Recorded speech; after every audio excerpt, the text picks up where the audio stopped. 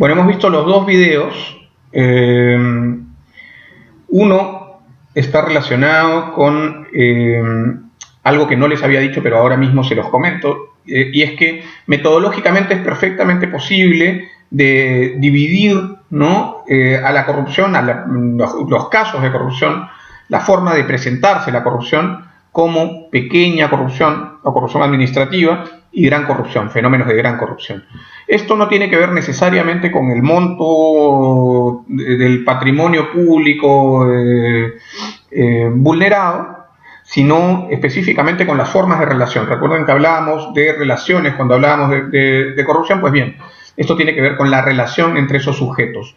En el primer caso, en el caso de la corrupción administrativa o la pequeña corrupción, hablamos de su presencia cuando hay evidencia de una relación directa entre funcionarios y ciudadanos. Es decir, cuando el ciudadano acude a una agencia pública a demandar un servicio, y en ese trámite, en esa relación, se produce un hecho de corrupción.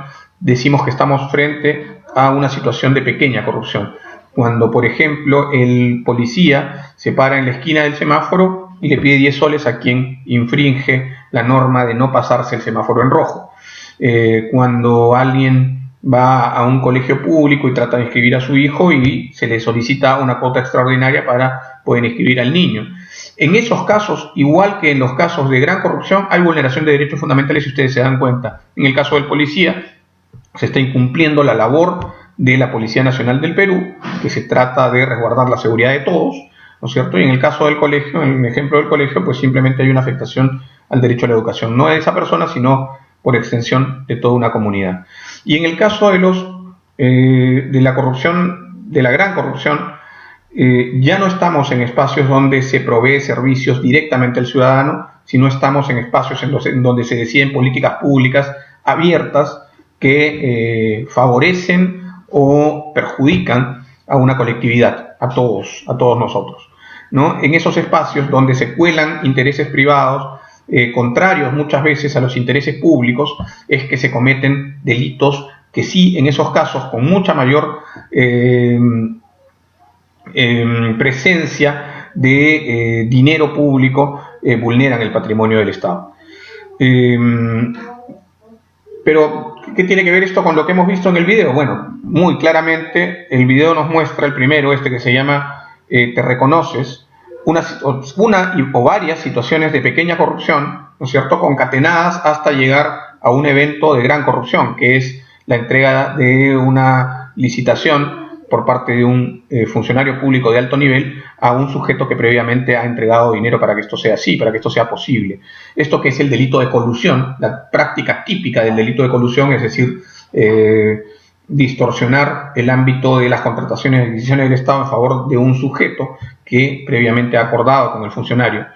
Lo importante aquí es que ustedes se den cuenta que esa división que yo les acabo de mencionar, si bien es una división metodológicamente